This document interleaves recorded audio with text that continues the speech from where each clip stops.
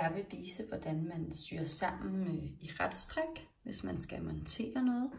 Og når man syr sammen i retstræk, så er det de her buer her, man skal sy i. Og der er nogen, der vender opad, ligesom den her gør, og der er nogen, der vender nedad. Og man skal sy så langt ud mod kanten som muligt overhovedet. Og man skiftesvis syer i nogen, der vender opad, og nogen, der vender nedad. Så først så skal man lige kigge rigtig godt på sit arbejde.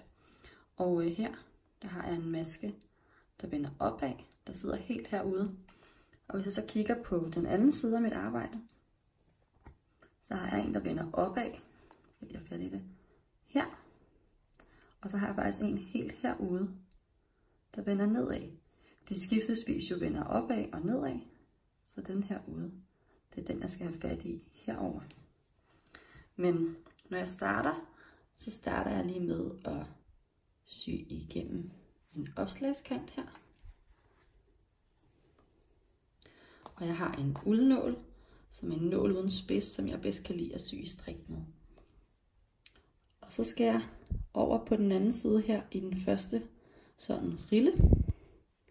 Og så skal jeg lige finde den yderste maske. Den her, den vender jo opad.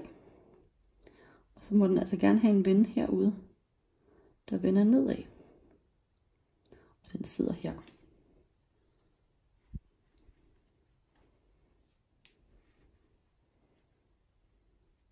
Trækker jeg garnet igennem.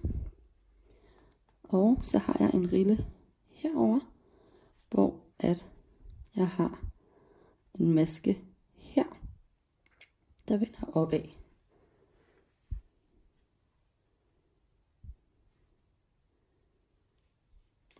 Så går jeg over på den anden side igen, og har en rille her. Og skal helt ud på kanten her og fange denne her, der vender nedad.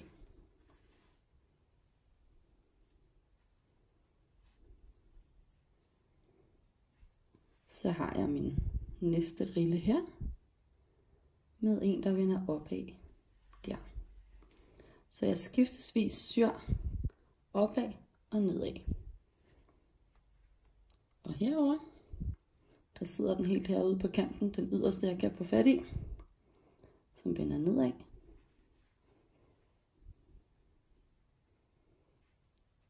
Og sådan fortsætter jeg bare op igennem det, jeg skal have monteret.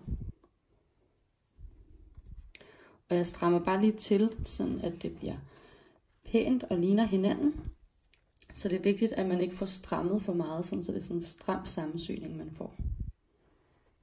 Nu er jeg færdig med at sy mine 2 stykker sammen. Og jeg vil bare lige vise jer på randsiden her, hvor flot det er, når man syr det sammen på den her måde.